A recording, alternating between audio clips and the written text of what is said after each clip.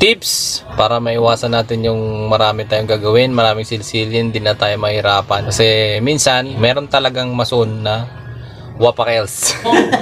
So hindi ko nila lahat. Meron talagang ganon, di maiwasan yun. Tatakpan nila yung mga pipe natin. So kailangan sa preparation natin para sa wrapping ins, gagawin na natin yung dapat para hindi na tayo mahirapan. So ganito lang yun guys. Uy, baligtad pala yung damit ko. Tips para hindi na pumasok sa asintada ang pipe dahil may schedule na ng CHB laying, so kailangan ilabas na natin ng ating mga abang na pipe sa asintada.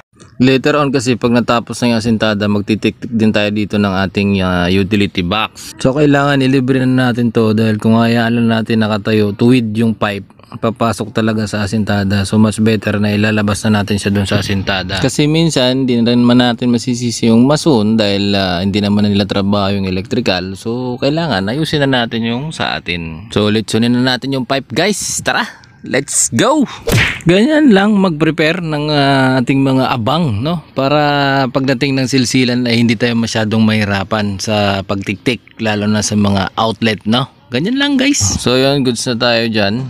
So ito yung magiging abang para sa aircon. Yung condenser nila dito nila ilalagay sa labas. Kaya nakalabas na yung pipe natin. Hindi naman pwedeng dito na sa loob ilalagay yung condenser kasi maghahalo yung lamig at init dyan.